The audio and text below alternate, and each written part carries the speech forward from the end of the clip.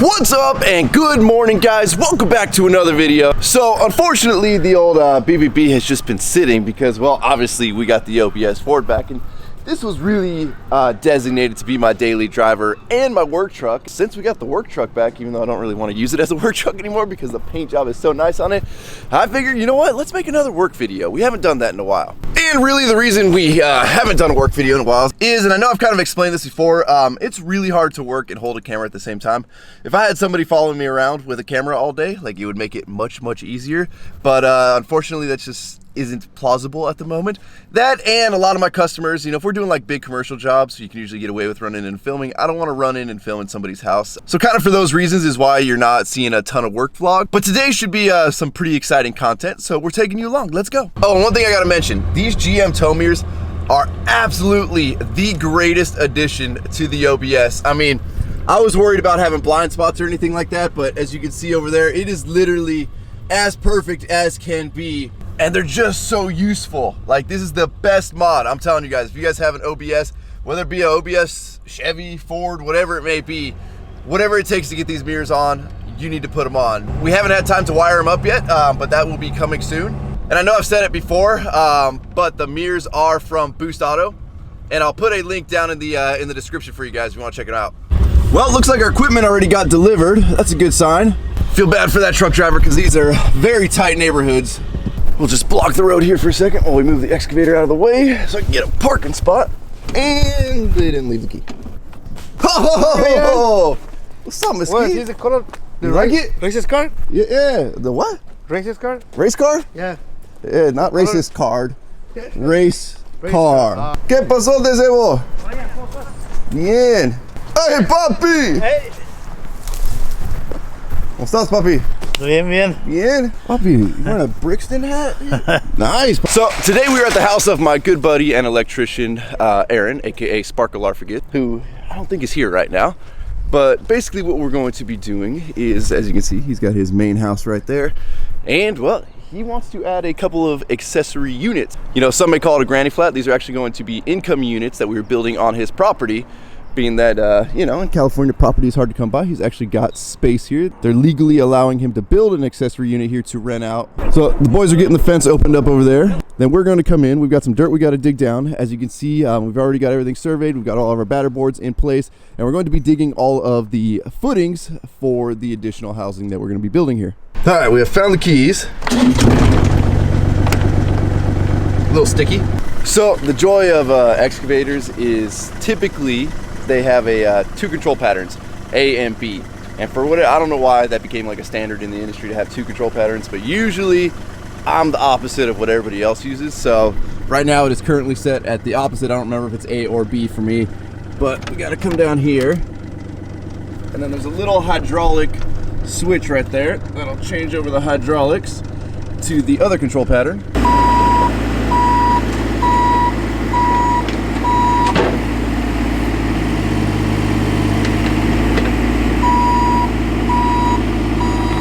Well, you guys aren't gonna believe this. We found us a Sparkle Larforget. Oh my goodness, a live one? A real live one? Or is that a billy goat? I don't know. So Aaron's running through, moving out any plants that they want to keep that are in the way of the foundation. One of the things we're going to be doing is we've got a lot of excavating to do. We actually have to dig down this whole portion of the yard. Let's see, I believe this one is 2 foot something, 2'8" over here. And then obviously it's going to taper off as the yard slopes down. A lot of the dirt's going to get tossed down the hill over there. And one of the main reasons being that we have to dig it so far down is they have a height restriction. This is going to be a 2-story unit, and there's an airport not too far from here, so everything gets real crazy regulated and height restricted. So one of the things I try and tell you guys is, like, you always got to figure out ways to have multiple income streams. Yeah, dude. And this was his first one. I mean, you bought an old RV on Craigslist and you turned it into an Airbnb. I mean, it's pretty much essentially kind of permanently here, other than when you go dump the old pooper tank. Yeah, no, it was just one of those things. We literally bought it to take a family trip, and we went to go to my cousin's wedding in South Dakota. And when we got back, one of our other friends that lives in Texas said that they had rented some Airbnb thing, but it was an RV, and we instantly just had like a crazy light bulb. Me and my wife were like, oh, dude, we could rent, like, we're super close to downtown. like Comic-Con, all this stuff. We could try to rent the RV. Let's just try. Worked out. You've been renting it for what, a couple years now, right? Couple years. And then now we're ready to build the real units back there. Boom. That's it. One thing about Aaron is Aaron ain't no millionaire. Nope. Aaron ain't super rich. Aaron's just he's an electrician. He owns his own company, works for himself. We actually met getting our contractor's licenses together. But he's trying to pull off something here on a, oh yeah, that's real. He's trying to pull off something on essentially a shoestring budget where you're gonna do a lot of work yourself. I'm gonna try, well, obviously the electrical. You're gonna call in a lot of favors. Yeah, I'm gonna need a lot of help. So anyone wants to trade work, hey. But I have to, you gotta try to like use your resources, right? And one thing that I learned really, and if there's some guys in here that are really paying attention, Ryan hit the nail on the head. I'm not a millionaire, but what I did figure out is that I have to have a good credit score and I have to be able to borrow money. Because if I have no borrowing power, I'm dead in the water. That's it. And you get to borrow Ryan's labor. Boom! And we're done. That's the best of it all. So, one of the good things about being in the trades is you always got friends. Aaron helps me out a lot. He's done a lot of stuff over at the warehouse for me.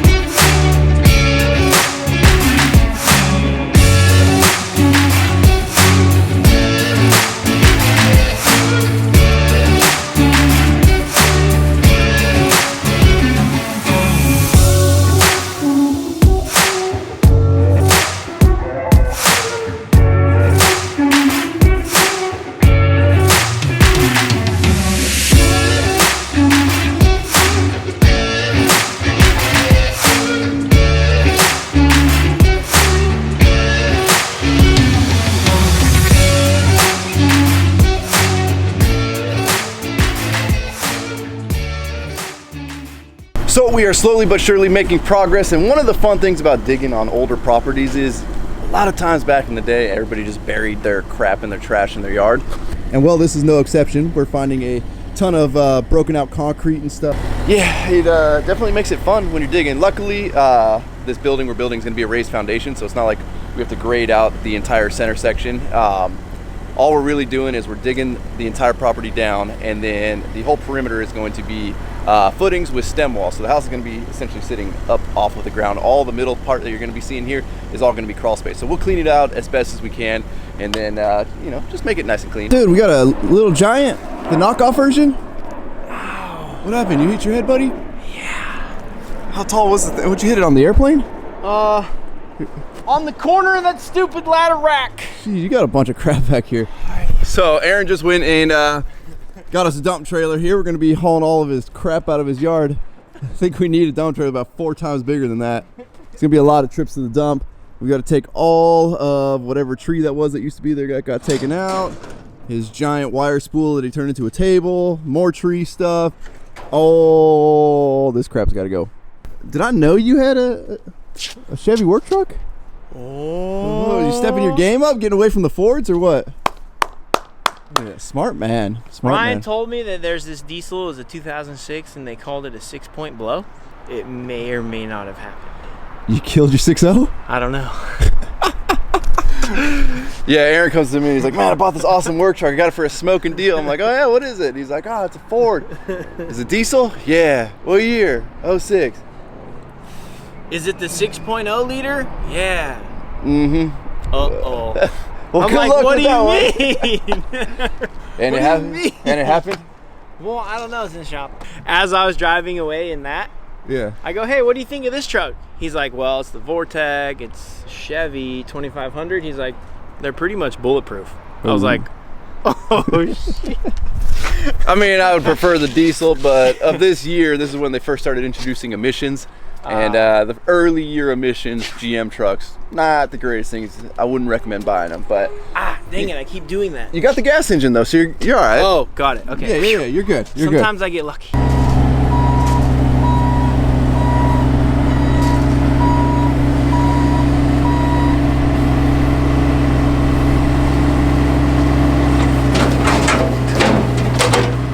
I will say, if there was one piece of equipment that I could own solely, it would be an excavator. It's such an extension of your hands. I know most people, like, they only own a skid steer, but to me, having the thumb on the excavator is like game changer. I refuse to rent any ones without them. I always request to have a thumb, which is that portion you see right there.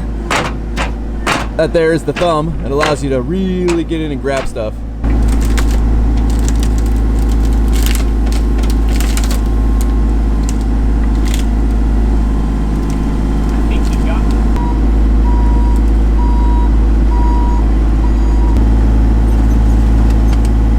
Nice and gentle.